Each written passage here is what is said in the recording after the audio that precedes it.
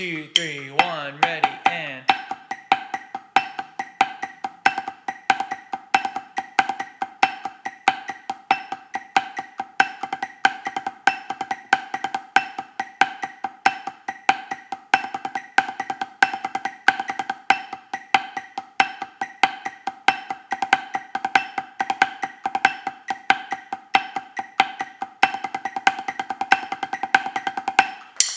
What's up, everybody? Welcome back to RB Teaches Drums and another episode of my fundamental series, which you can find on my channel.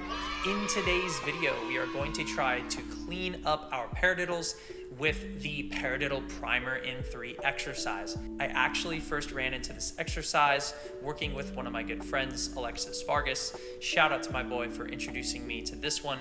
It's a really fantastic exercise for developing better control of your timing, heights, downstrokes, double strokes, Hertas, Paradiddles, and even Paradiddle-diddles too. And if you've been enjoying the series, please feel free to let me know by liking this video, dropping a comment, and subscribing to the channel. It really helps to support the channel. My current goal is to hit 1,000 subscribers by the end of the year. It's a lofty goal, but I believe we can get there together. All right, so the exercise is in 3/4, so we're gonna have 3 beats per measure, but we're gonna have this accent pattern throughout the entire exercise where we have an accent on the first beat and then on the and of 2. And we're gonna have this constant sticking through the entire exercise where in 8th notes we have an accented right hand, so we're gonna play that strongly, rotate with our wrist. It's gonna be a downstroke because then the following note is a low right hand tap. So we need to get 1 and, right? So this first measure is 1 and 2, so beat 2 is a low left, and then we simply repeat that pattern again. So we have 1 and 2 and 3 and. For the purposes of this video, I'm gonna be at 140 beats per minute, but if this is too fast for you, feel free to pause as I'm playing through the video and work at a slower tempo. Really take this exercise as slowly as you need to get it in your hands and get the feel down. It's gonna be way more beneficial for you to get this slower and to have it accurate as opposed to quick and sloppy. Let's just play the first 2 measures to get this 8th note pattern down. 1, 2, 3, 1, ready, and. All right, in this low left tap, you're just gonna have a small rotation of the wrist, whether you're playing traditional or matched, doesn't matter. What you'll want to look out for, this is so critical, is that after this right hand accent, that you have a low right hand tap. The most common issue with young players' paradiddles is that their second note is way too high. So they're going like this, right? And then you get something like this. We gotta nip that in the bud right away. So focus on slowing it down, getting a good solid downstroke, and then keeping the stick down at the bottom by stopping your hand and then playing a low tap. If downstrokes is a new concept for you, I encourage you to go onto my channel. Episode 2 or 3, I covered downstrokes. So feel free to check that out. All right, let's try that one more time. 1, 2, 3, 1, ready, and. You wanna just be listening for evenness and making sure you're not having any skips or jumps. You don't want something like this, right? You wanna have even 8th notes through the whole thing. And then the change of height is not gonna change the rhythm. We want the rhythm to stay constant. Also listen for sound. Make sure the dynamic of everything is even. Those 2 low taps, 1 and 2 and 3 and, right? 1 and 2 and 3 and. Those are the same volume, and the accents are consistent as well. Okay, the next 2 measures are what we would call Hertas. So this is when you have 2 16th notes followed by 2 8th notes, and they're all alternated. So right, left, right, left, right, left, right, left. I'm gonna play 2 measures of that pattern. The right hand is playing the exact same thing, guys. So the right hand is still going 1 and 2 and 3, 1 and 2 and 3. The right hand doesn't change at all here. It's the left hand that now has an additional note on the E, right? 1 E and 2 and a 3 and. So you want to try to get that left hand placed in here evenly through these Hertas. And if you just isolate the left hand, it sounds like this.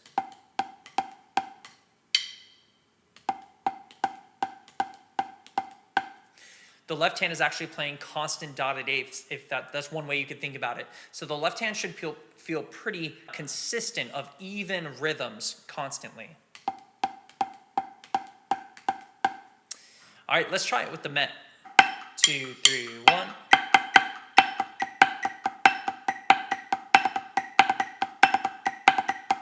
One more time.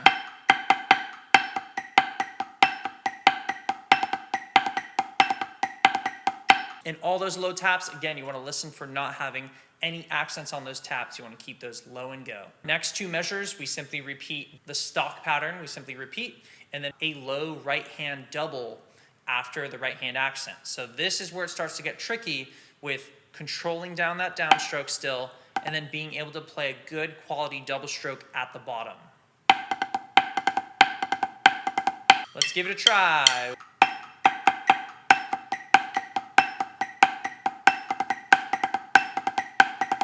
The most common issue I think we're going to find with most young players is that that low double is either going to drop in early or it's just going to be too wide and open. You'll tend to hear something like this.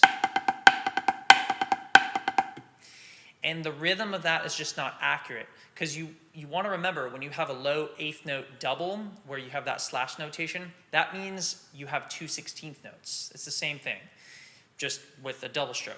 So you want to be able to hear 1 and a 2 and 3 E end, right? 1 and a 2 and 3 E end. You want to be able to hear that rhythm still. Just imagine you were alternating that, right? You still want to be able to hear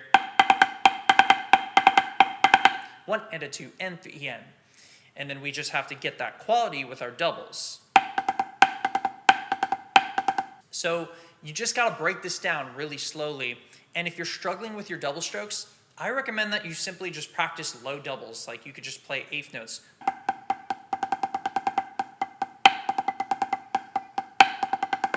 And then you could add like an accent going into that roll just to practice getting accents, a downstroke to a roll pattern.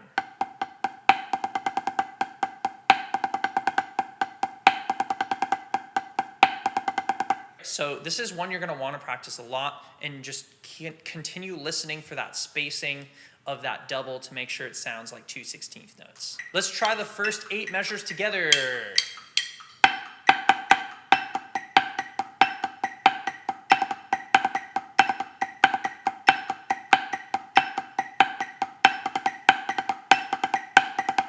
Something I want to caution you guys on is try to avoid overly using your arm to get that accent. You don't want to be doing something like this,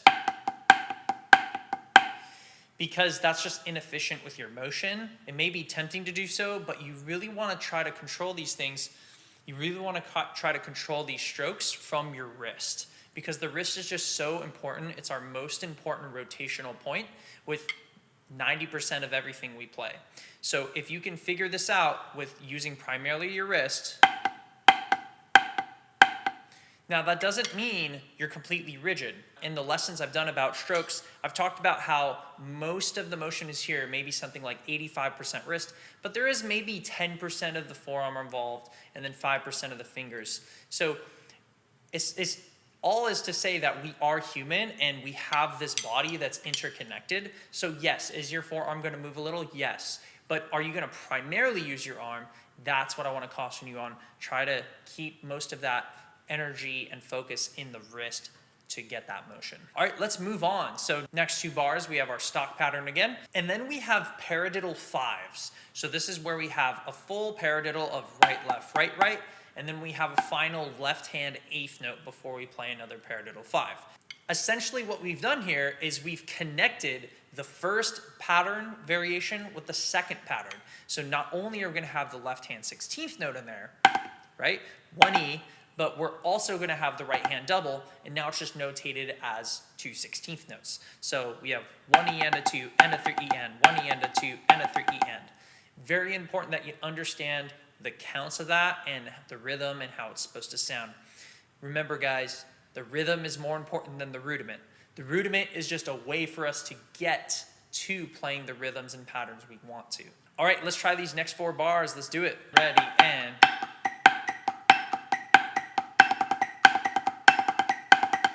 2 3, last time, go.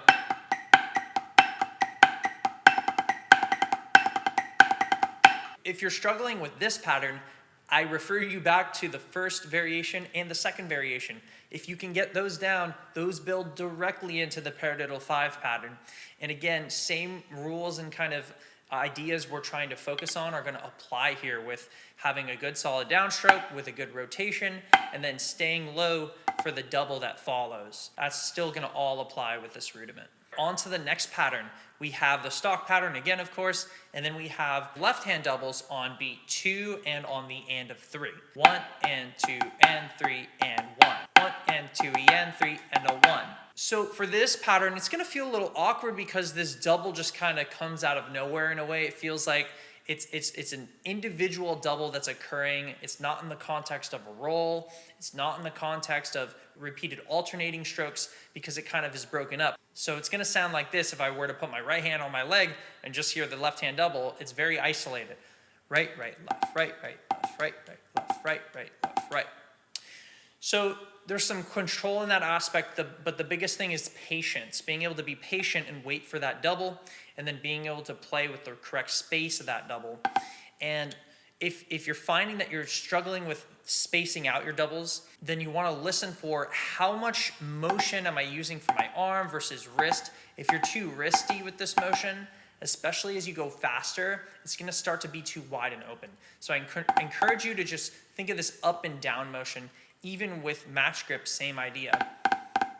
To close up that space, perhaps slightly more pressure in the fulcrum, but not much at all. Let's try these 4 bars. Let's do it. 1, ready, and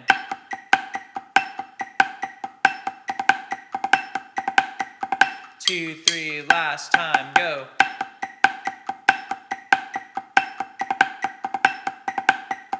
Okay, we've made it to the last line of this exercise. So in the last line, we've got the stock pattern, of course, and then we close it out with a full filled out 16th notes of Paradiddle-diddles.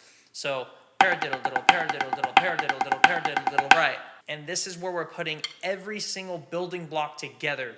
We've got the Paradiddle 5s, and then we're adding that left-hand double that we just added. So it all becomes straight 16th notes. Let's try it. Here we go. 1, ready, and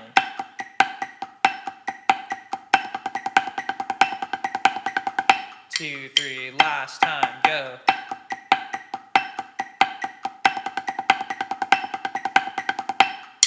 All right, guys, you've learned the Paradiddle Primer in 3.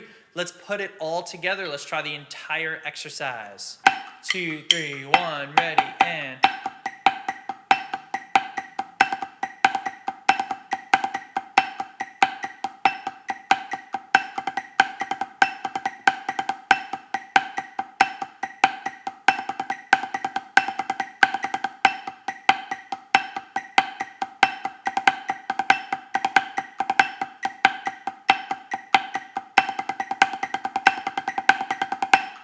all right, guys, nice job. You've done it. Again, I encourage you, if you're having a hard time with the exercise or there's somewhere where it's not quite rhythmically clear or you're feeling uneasy or chopping out somewhere, slow it down, slow it way down. You could take this as slow as you need to, 60 beats per minute, slower, whatever you need to be at to figure out the motion of getting,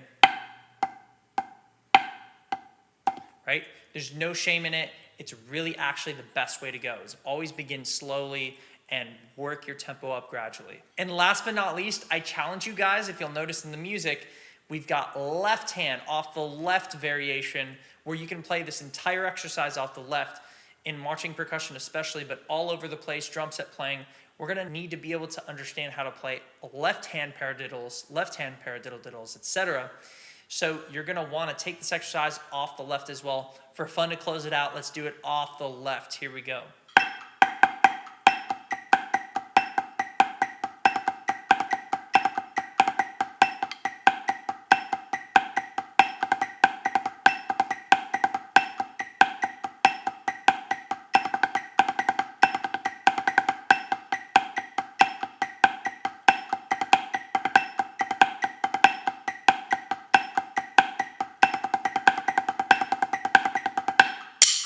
All right, guys, thank you so much for joining me.